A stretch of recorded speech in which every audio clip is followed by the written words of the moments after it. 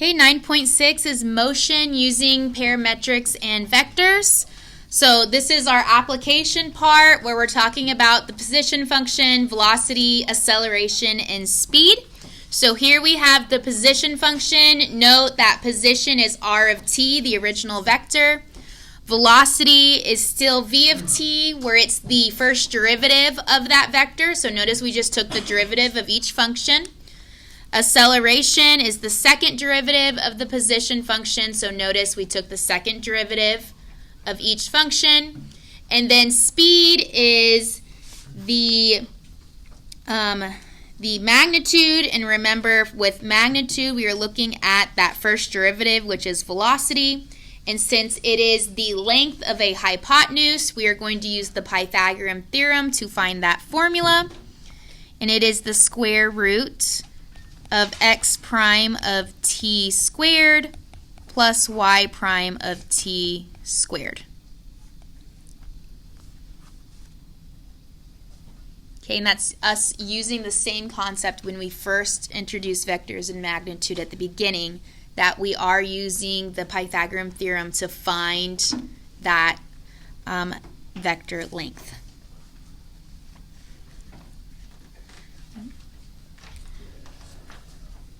So number 1 says find the velocity vector, speed, and acceleration vector for the particle that moves in the xy plane, described by the following.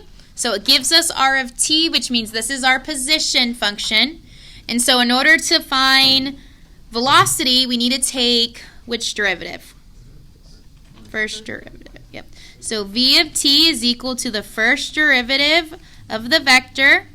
When we take the derivative of sine is cosine. And since we have the chain rule here, we're going to also multiply this by the derivative of t over 5, which is 1/5. And that 1/5 is going to cancel with that 5. So we are left with cosine of t over 5. Okay, the same thing is going to happen in the next one. What is the derivative of cosine? Negative sine. So the 5 and the 1/5 are going to cancel, and we're left with negative sine t over 5. So that is our first derivative, or our velocity. Okay, then let's go ahead and do acceleration next.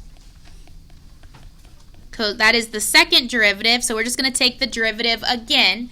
This time when we take the derivative using that chain rule, we're not going to have anything that's going to end up canceling it out. So we're going to end up having a 1/5 in front. So the derivative of cosine is negative sine. So this is negative 1/5 sine t over 5. And then the derivative of sine? Cosine. So we still have that negative. We're still going to have the 1/5. So this is negative 1/5 cosine t over 5. And then the last thing it wants us to find is speed. And we know that the formula for speed is us taking the square root of each of the functions within the velocity squared. So we'll have cosine t over 5 squared. So that's just cosine squared t over 5 plus, and then negative sine times negative sine will give us positive. So this is sine squared t over 5. But based off the properties of trig, what is cosine squared theta plus sine squared theta? 1. So this is actually equal to the square root of 1, which is 1.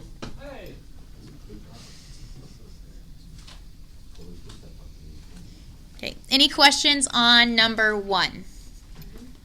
So again, we're re-emphasizing our derivative skills. Where did negative sine go? Because it was squared, so that's why it turned positive. Oh, okay. Okay. The next part says quick review. When does a particle's speed increase or decrease? So if we are speeding up, velocity and acceleration have Matching. good, the same sign. The same sign. Okay, meaning that both velocity and acceleration are either positive or they are both negative. If we're slowing down, that means the velocity and acceleration have opposite signs or different signs. Okay, meaning one is positive while the other is negative. Okay, so number 2 gives us another vector valued function of r of t. So this is the position function. It wants us to find velocity and acceleration at time t. That means we're going to find the first derivative and then we're going to find the second derivative. And these are nice easy ones because they are polynomials. So we have velocity is equal to the first derivative of r of t, which is 6t squared plus 1, comma 2t. And then acceleration is the second derivative of the position function, so we're going to take the derivative again, and we get 12t, comma 2. Oh my gosh, I'm so smart.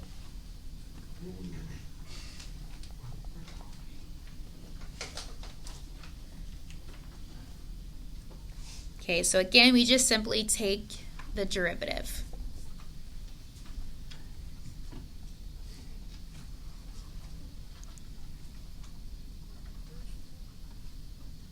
Okay, sometimes they will be more specific and give us t. And so when they give us t, we're still going through the same concept, but we're eventually going to plug in that t value and get an exact answer. So number 3 says find the speed at time t equals 2 if the position function is equal to the following. So in order to find speed, we need to find velocity. So velocity is the first derivative of the position function, and so the derivative of 3t is 3, and the derivative of e to the negative t squared is using the chain rule. So it's going to become what?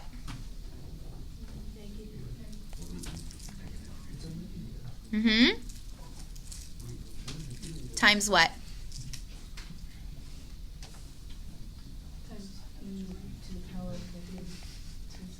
Correct. Okay, so negative 2t times e to the negative t squared. Now that we have velocity, I'm going to go ahead and plug in t equals 2 so I can have velocity when time is 2. So that means the first one doesn't change. There's no t value to plug in. The second one, we have negative 2 times 2 times e to the power of negative 2 squared. This becomes 3, and then negative 2, positive 2 is negative 4, and then 2 squared is 4, so this is e to the negative 4.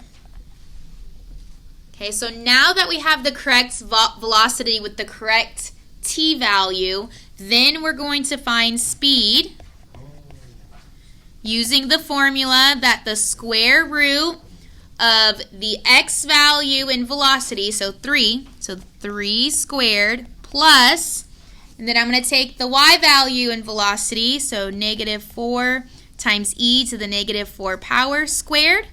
And if this was an FRQ type question, you would just leave your answer like this. Okay? If this was a multiple choice, most likely you would have access to Desmos, so you would plug this in, and you would get 3.00089. That would be your answer for the speed. So again, FRQ, you can leave it. You don't have to simplify. Multiple choice, you would have to simplify to that numerical answer only if they gave you access to a calculator.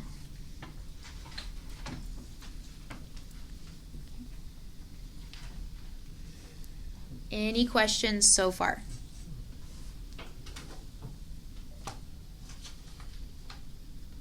Okay, so now let's talk about total distance traveled.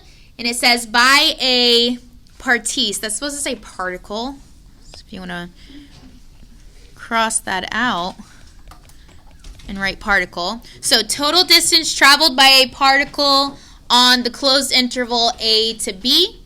So in order to find total distance, we are going to look at the integration of magnitude. And so the integration of magnitude gives us the integral from a to b. And then again, same thing, magnitude, we're talking about the length of the vector. That length is still the hypotenuse, so we would find it the same way. So this would be the square root of x prime of t squared plus y prime of t squared dt.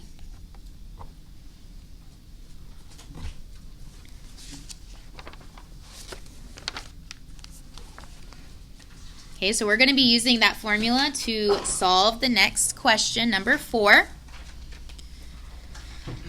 Number 4 says, given the velocity vector of the particle v of t and the position of the particle at time t equals 0 is 1, 2. Find the position when t is equal to 3, and then what is the total distance traveled on the interval where t is between 0 and 3. So this is asking us to solve two things here. It wants us to find the position when t is 3, and it wants us to find the total distance traveled. So the position, which we know is r, I'm going to write r of 3. I'm going to go ahead and just do 2 steps in one. I'm combining them all. Instead of just doing r of t, I'm going to do r of 3, plugging in t right away.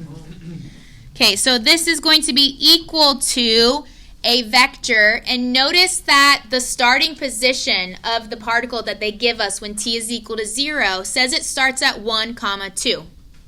Okay, which means when we are writing the integration for the velocity, we have to make sure we add 1 to x and 2 to y because of the starting positions. So this is going to become 1 plus the integration from 0 to 3, 2t plus 1 dt, and then 2 plus the integral from 0 to 3 of 5 dt.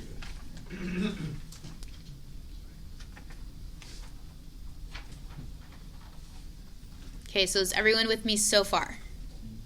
Okay, we had to add 1 to x and 2 to y because that's the point that says that that's where the particle is starting. Okay, so then from here we're just going to integrate, and since we have a definite integral, we're going to solve it from 0 to 3. Whatever value we get, we're going to add it to 1 for x and add it to 2 for y. So r of 3 is equal to the vector of 1 plus, integrating 2t plus 1 becomes t squared plus t, and we're solving that at 0 to 3. And then 2 plus integrating 5 becomes 5t, solved at 0 to 3.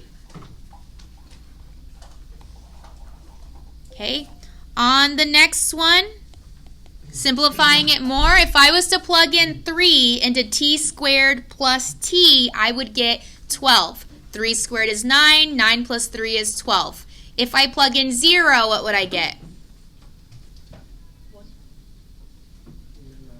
Ignoring the 1 plus, ignoring it, 0, right? So really, I have 12 minus 0, which is just 12. So I have 1 plus 12.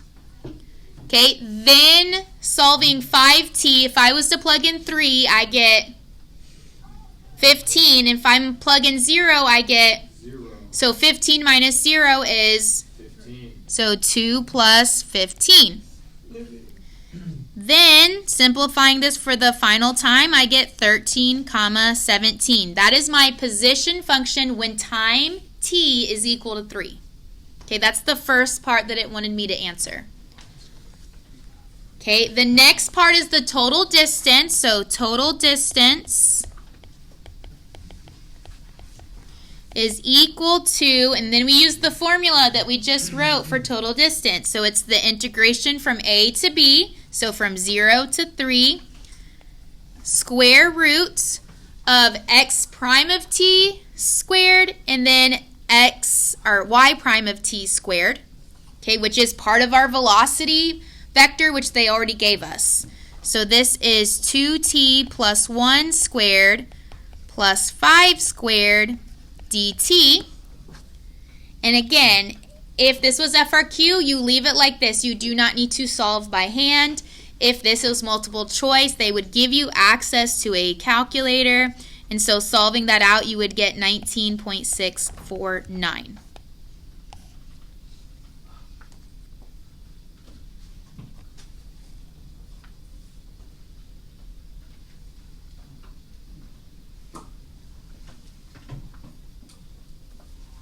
Okay. Wait, I'm confused. Yes. Why did we do the first part then? Why? Sorry, say that one more time. Why do we solve the first part then? Oh, because it says, yeah, find the position when t is equal to 3. Oh, So it's just two separate questions they put in one. So really, I could color code this and say this is this answer and this is that answer. Yeah, if this was multiple choice, they would separate it into two parts. Okay, number 5. It says a particle moving along a curve so that its velocity for time t greater than or equal to 0 is given by the following velocity vector. For what values of t is the particle moving to the right?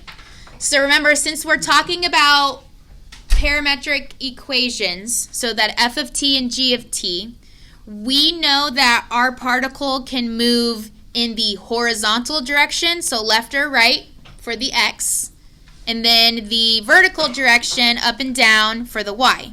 So if we're moving to the right, that means we're looking at which variable, x or y? X. And we know that this function, x prime of t, because we're talking about the velocity, has to be positive, and we write that as greater than 0. So if you want to make a little note, if this said to the left, we would write x prime of t is less than 0. Okay, but since this is asking for the right, we need to take x prime of t, which is going to be that first function in the vector, and that is 2 times e to the negative t over 4, and we're trying to see when t is greater than 0. Or sorry, when this entire equation is greater than 0, what t is. So we would solve for t. So if we solve for t, this is us dividing both sides by 2, which the 2 goes away. 0 divided by 2 is 0. So let me go ahead and write that. I'll write it step by step. Okay, and then since we have e to a negative exponent, that's the same as writing 1 over e to the t over 4 is greater than 0. Okay. Since we are talking about the function e, and we want this to remain positive, what does t need to be?